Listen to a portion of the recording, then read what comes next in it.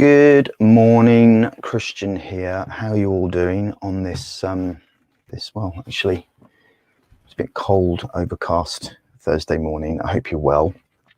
And wherever you are in the world, you're looking forward to the final 3 months of this crazy year, and you've spun into October feeling confident and relaxed and calm. I'm always a bit foggy in the morning. Anyway, here's some coffee. So I wanted to jump on this morning and talk about something that has come up for me and a few clients over the last couple of days. That given it's the beginning of October, and also given that we're going into the final quarter from a business perspective of the year, it's a really, really important message, especially if you're somebody that is hoping to achieve some big things this month. You've set yourself some big goals, or maybe you've set yourself some big quarterly goals as well for yourself or your business, and not just around business, maybe for yourself as well.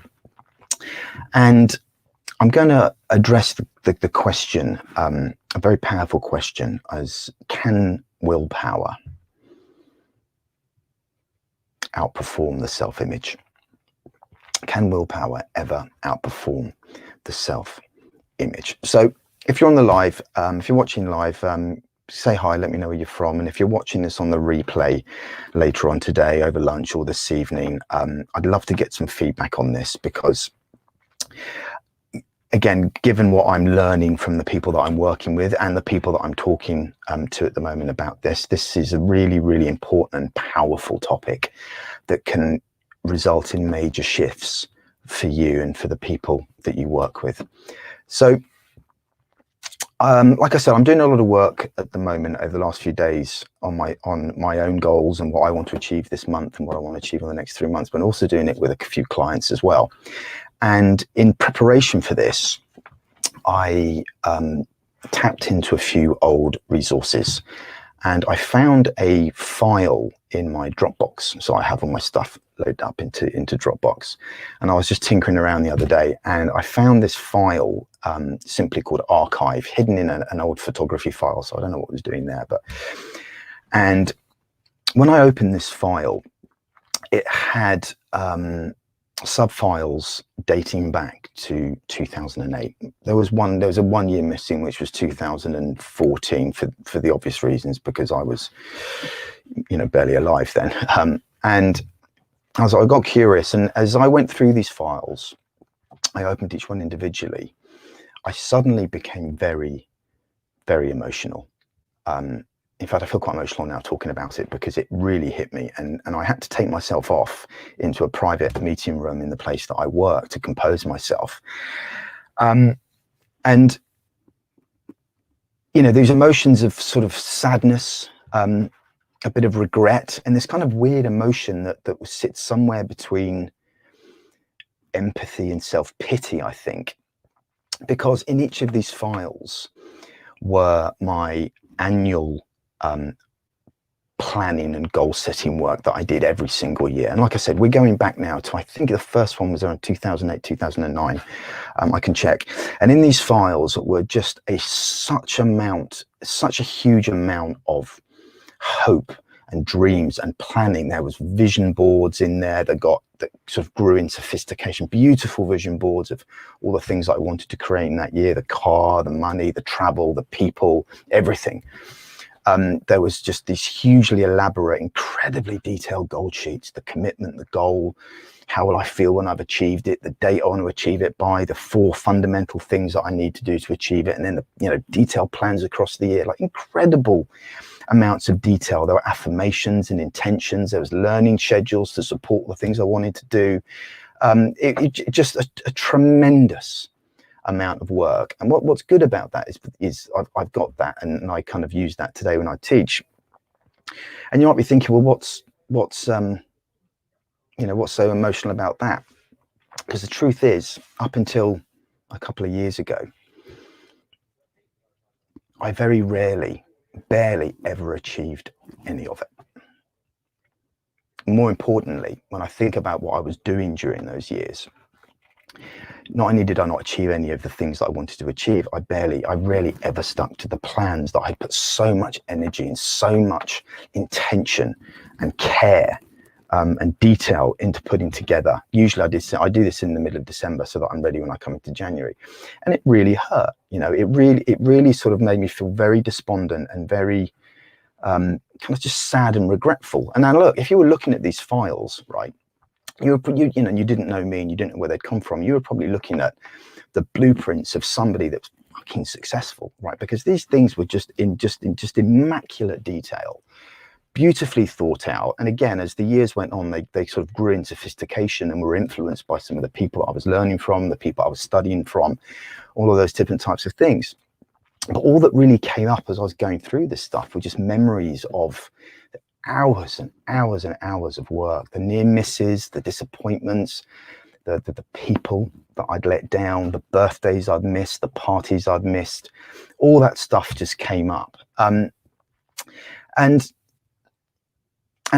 think the sadness was really rooted in that, knowing what I know now and doing the work that I knew that I do now, I look back on that and kind of knew that I never had a chance. I had never had a chance of achieving in any of that, for the simple reason that what I consciously wanted to create every year, year after year, was so unfamiliar and in such immense conflict with my self-image and what I believed was available to me, that it was just never going to happen.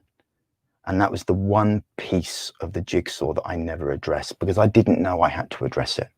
I didn't have that knowledge. I had so much passion and enthusiasm and determination and confidence at a conscious level to create all these things, and the technical ability and know-how to go and get them.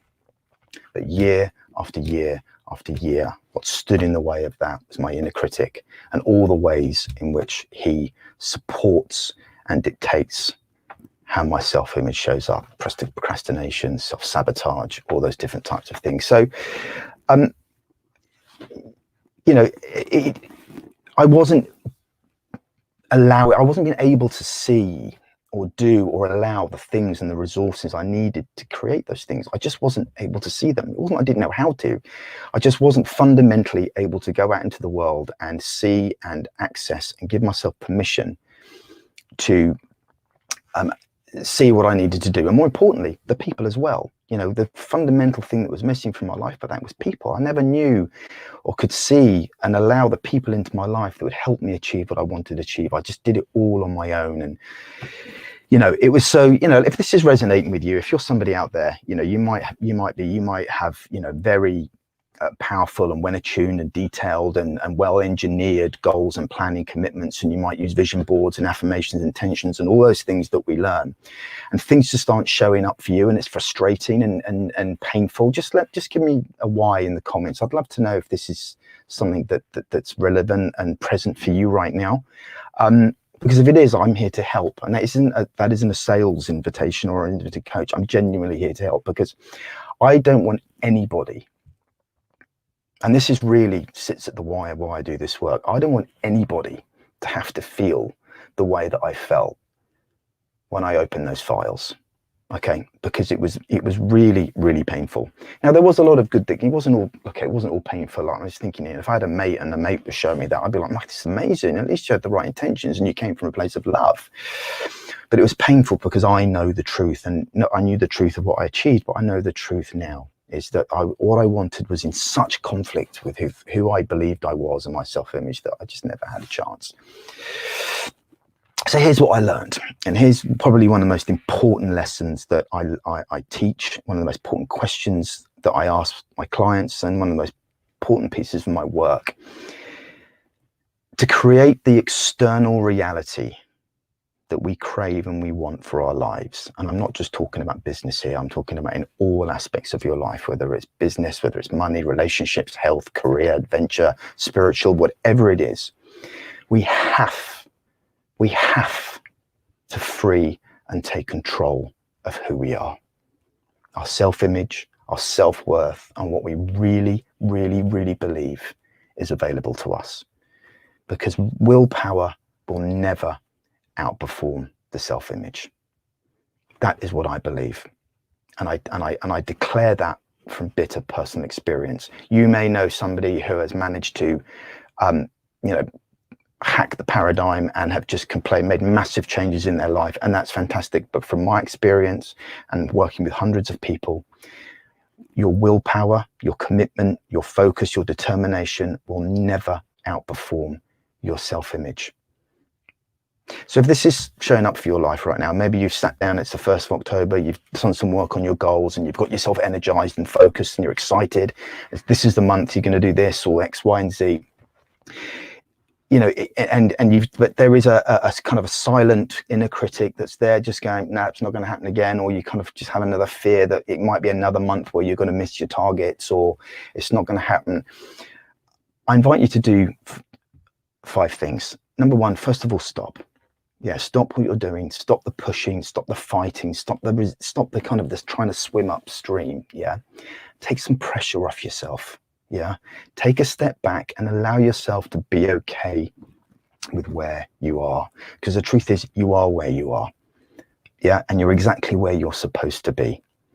And you can either choose to be 5% more happier right now, or you can choose to be 5% more kind of despondent or regretful. But just stop what you're doing, stop the pushing, right? And take a step back and ask the deep and at times often hard questions. Is what I want, all these goals that I've set myself, all these things that I've got on my vision board, right? All these intentions are the things that I want to create. Ask that hard question, okay? Between you and you, do I really believe that these things are available to me? Okay, listen to the inner critic. Number 3, listen to the inner critic. It's not here to hurt you, even though it does, even though an inner critic does hurt us. That's not, its intention isn't to hurt you. Its intention is to keep you safe based on what it's understood, based on your beliefs and based on what it's learned. So listen to the inner critic, talk to it, go off to another room and have a conversation with yourself. I do this all the time. Talk to it, listen to what it's got to say, and just work yourself through it, because 9 times out of the 10, all of this stuff, it's just stories. It really is just stories based on what it thinks will keep you safe, okay? And based on what it thinks will keep you regulated at a safe level. Get some support. Reach out to friends, reach out to peers, colleagues, get a mentor, hire a coach. If you feel the problem is really deep and you need some intervention work, go and get something like rapid transformational therapy or some hypnotherapy to really shift and get deep into what's going on. Get to a place where you feel like you've both freed and taken control of your self-image at the deep level, and then go back into your plans and see how differently you look at them. See how differently you might look at the resources that you need to create what you want to create, the actions that you're going to take, the habits that you start to onboard to deliver that. Because when you free that self-image and you take control of it on your own terms, everything starts to shift. And I mean everything starts to shift, and it's exhilarating. It's wonderful. And it's exactly what I want for you and what I want for everybody. So I'm going to often get into my day, and I wish you a wonderful day, a fabulous October, and more importantly, a fabulous last 3 months of this crazy, crazy year. And I'll just leave you with a wonderful quote that I heard this morning that really hit me between the throat. A kite rises in the wind. Think about that for a second. A kite rises in the wind. Nothing is out of our reach as long as you're willing to give yourself permission and do the work to free and take control of your self-image. See you soon. Bye.